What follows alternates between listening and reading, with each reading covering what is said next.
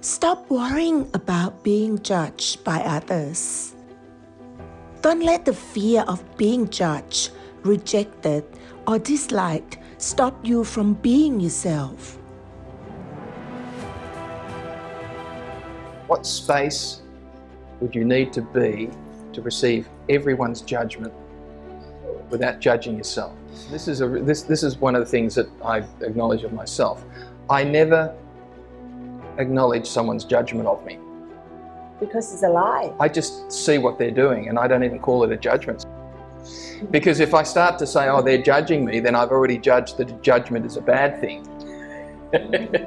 Whereas it just is, and I don't care what they think or feel of me. I really just don't care. I'm aware of it. You just don't buy it. I don't buy it as real. Certainly aware of it. And yeah, we had one recently where there was a very well-known PhD medical practitioner who decided he did not like me.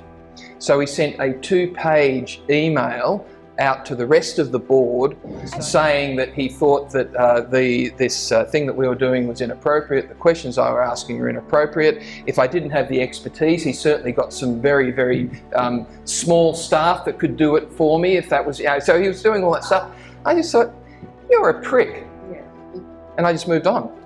And then I acknowledged him when he came on and I said, yeah, well obviously you didn't like and you made it quite public. And then we moved on from there. And then he squirmed a little bit, which made me happy. But not buying that as a judgment of me, because it's not a judgment of me unless I think it's a judgment of me. So what could you be and do different in that situation to dissipate his judgment? Because it's a judgment, and I mean, let's call it for what it is. But what can you be and do different in that space yourself? One of the greatest gifts that you can be, if you're working with a group of people and one of those people has fixed points of view or they're a detail freak, whatever it might be, is to just ask a question that will raise the level of awareness of everyone else. Not that person, they're not going to change. So you use those who are totally unwilling to change the rest. Yeah, exactly, because then people get what it's like to work with someone with a fixed point of view. And they see how you're starting to deal with it and they can then start to do it themselves. So what you can do is actually show to everyone else in your group, just through the question you're asking, where that person's functioning from, because they start to see it because you provided clarity from the question. And then everyone else says, oh, that makes sense, and this person doesn't. They say, this person can only see this one thing. You've just raised the level of awareness of everyone else by a simple question. You're being facilitator of consciousness in that space. It's not about the annoyed person, it's about be the catalyst for different possibilities. Because if you choose to be that catalyst, you are an entrainment for everything to change, and you function from the space of energy. And when the judgment happened, what question could you be to the whole group that would create total change and total possibilities?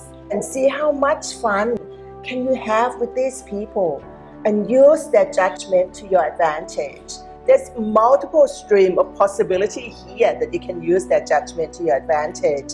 How much joy can you be in that moment? You use the question to create different possibilities, to show people that this is a different way of being in the world. Can I give you a phrase to use? Protocol has its place until it doesn't.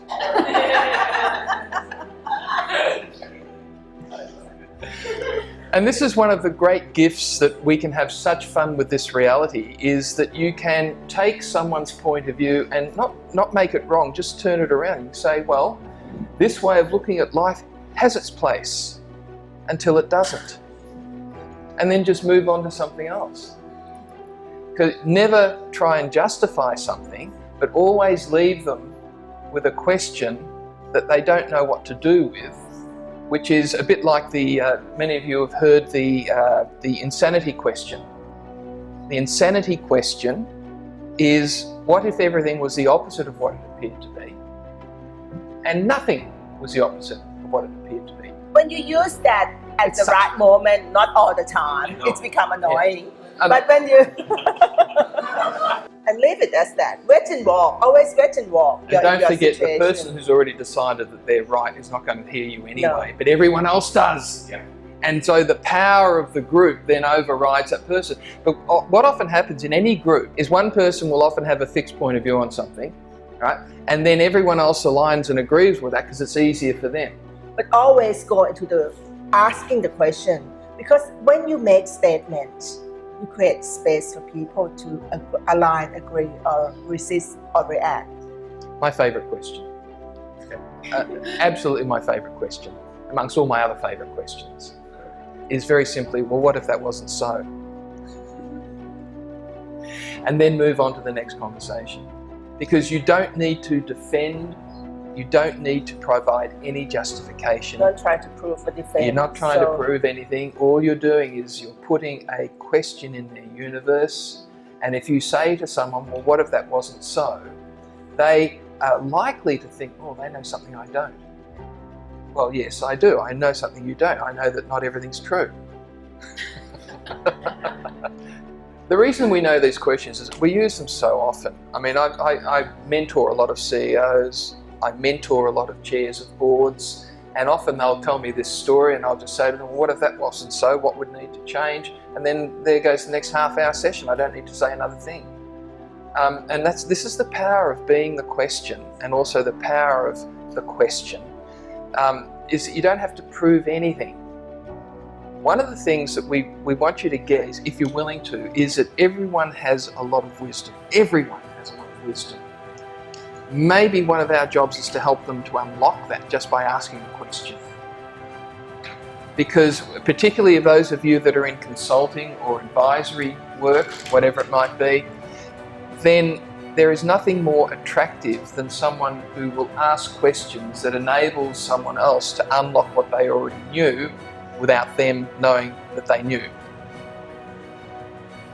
So if you like this video, don't forget to like it and also press the subscribe button so that you can be alerted to all the new ones that are coming out. And they need to click the bell too, Steve. Oh, click the bell. Because just subscribe alone, they're not going to be alerted. Don't forget the bell. Yes, don't forget the bell. Bye for now. Bye.